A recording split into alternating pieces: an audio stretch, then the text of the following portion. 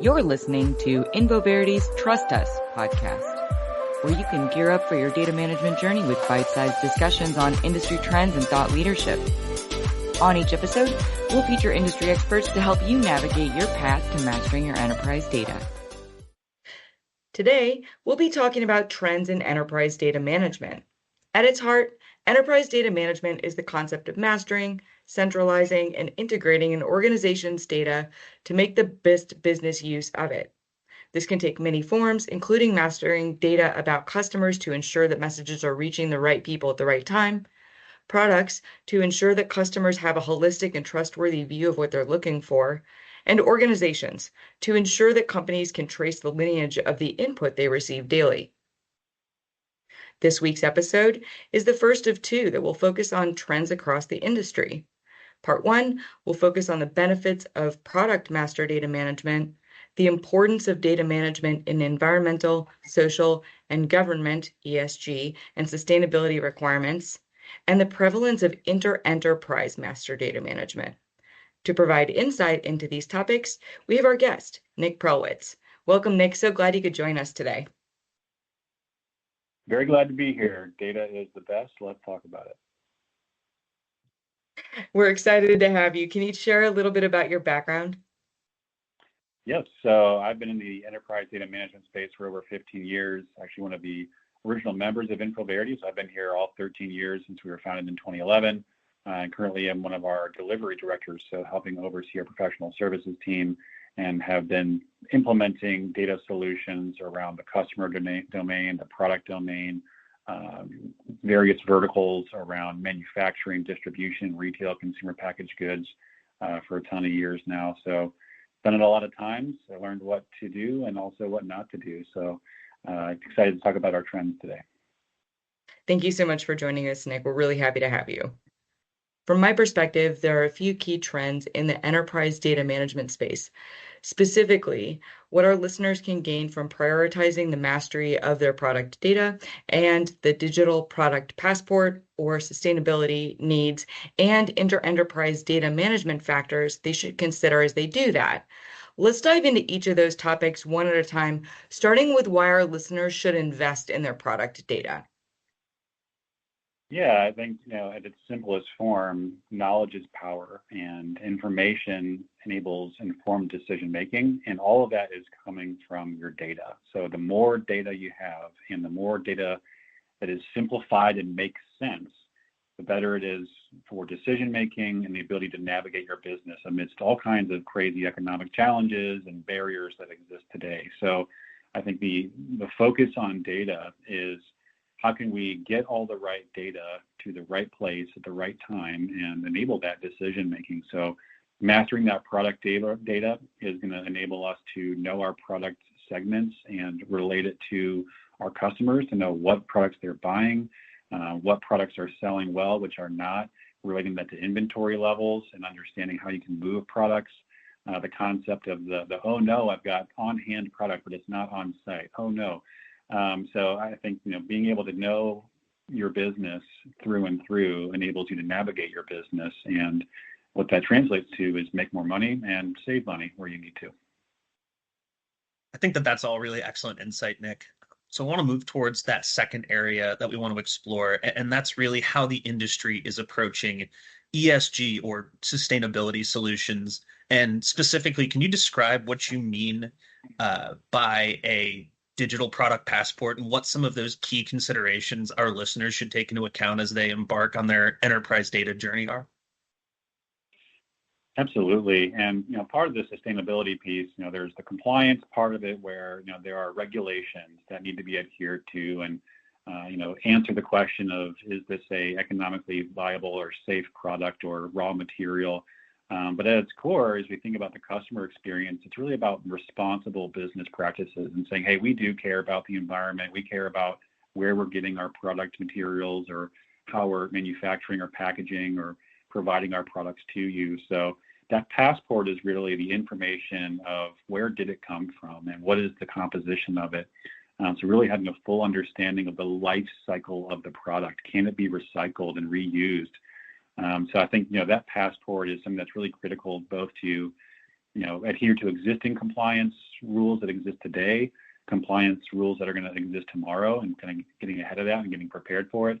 But more importantly, just connecting with customers and showing that you care about what the customer cares about. So that's what those product passports can do for you.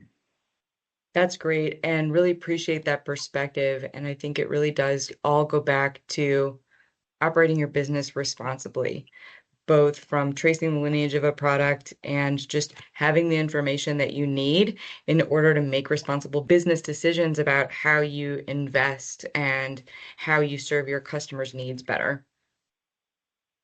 Final trend we want to cover today is inter-enterprise master data management. So first of all, can you tell us a little bit about what you mean by that? Let's operationally define that. Right. So I'll say enterprise MDM, is essentially sharing your master data across organizations. And this can be competitors in some scenarios, it can be data providers, it can be business partners. And so what the world and the globe is trending towards is one unified set of information. We can all speak the same language. And of course, it's compartmentalized and broken down by industry and different, regulations and standards.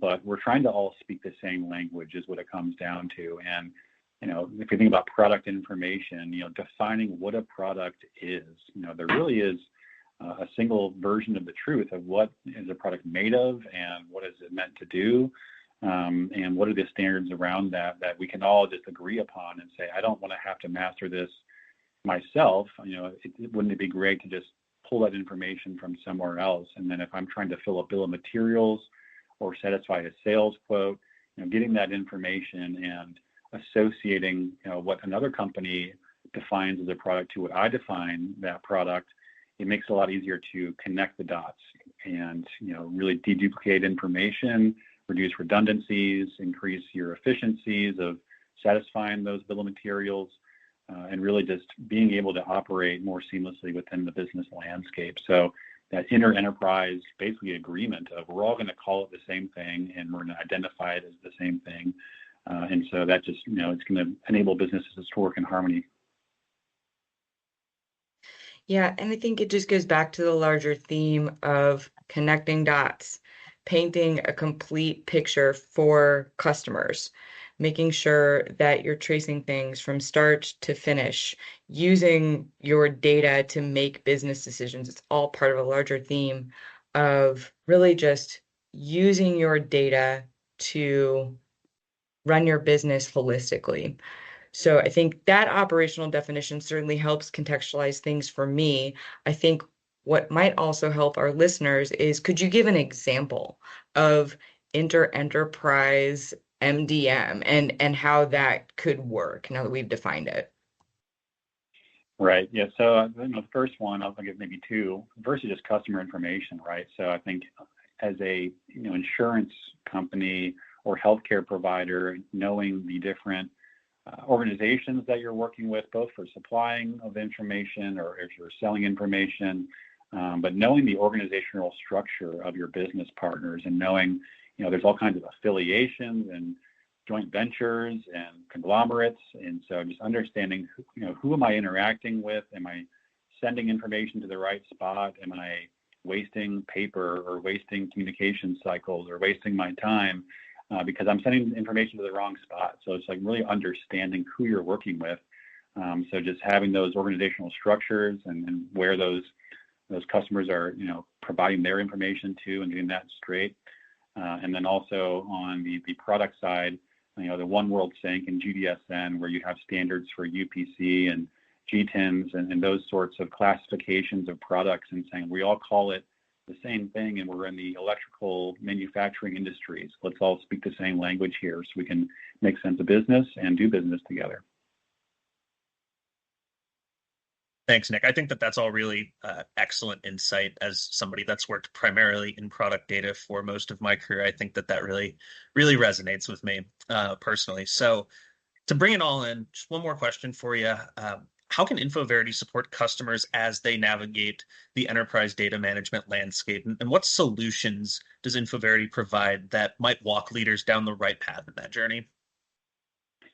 Yeah, that's a great question. So, I mean, our firm is really dedicated to the entire life cycle of the data journey with our clients. So from inception of, I don't know what to do, what should I do, defining a strategy and defining a roadmap and saying, here are areas of opportunity both to take advantage of the things you already have in-house and maybe some things that are not in-house that would be advantageous to go after. So defining that strategy, we are partnered with all kinds of various software technologies and other data management applications out there. So actual implementation of services is something that we do by and large, and then just helping, run that program and keep it relevant. And so not making shelfware out of a solution and making it part of the business and making it add value consistently with our operational services. We certainly help with the digital experience, as modernization is taking place. There's cloud platforms that people are trying to get into, and ensuring that e-commerce and your product footprint is expanded. We certainly do a lot of work there. And I would say just the AI thing is, it's the buzzword of the day and of the year. It's all things AI. So what do I do about AI? The strategy for that, the implementation of AI services and solving for those things and getting data ready and also making use of that data. We certainly can help in that space as well. This has just been great insight, Nick. If I had to summarize what we've talked about here today, it really goes back to, again, a holistic picture of operating the business based in facts and data.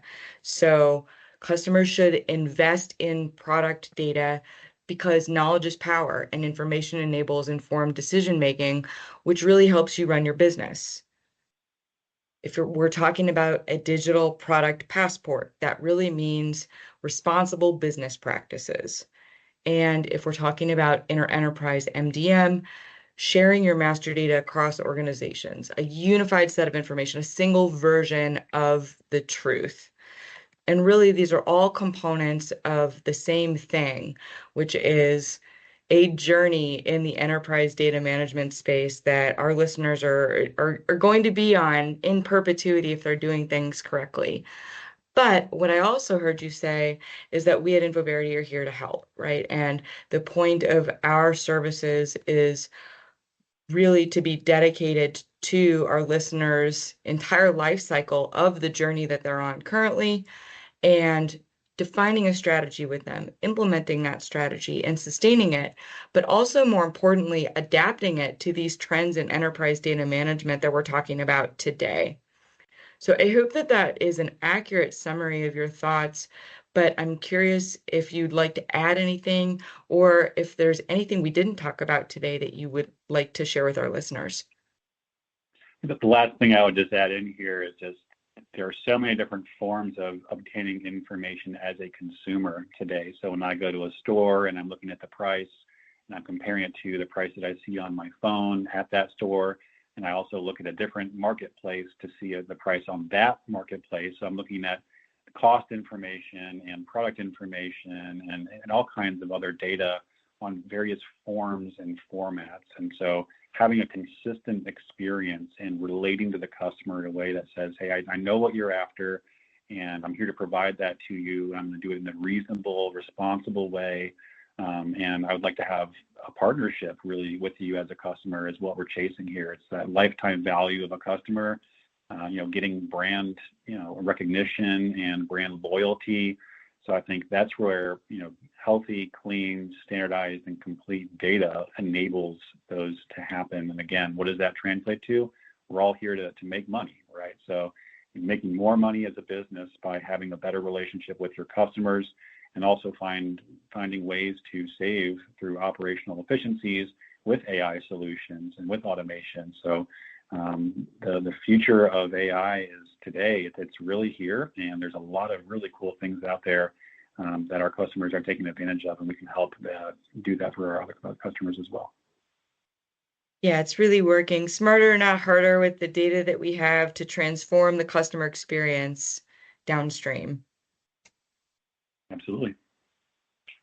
Again, we really appreciate you joining us today, Nick. Thank you so much, and we hope to have you back as a guest soon. Yeah, thanks for having me. Have a good one. For more than a decade, Infoverity has been established as an industry-leading consultancy specializing in solving enterprise data management business problems with best-in-class technical solutions. Our firm has consultants located around the globe with headquarters in Columbus, Ohio and Valencia, Spain. If you'd like to learn more about how we can help you, please visit our website at infoverity.com. We've also included additional contact information in the show notes.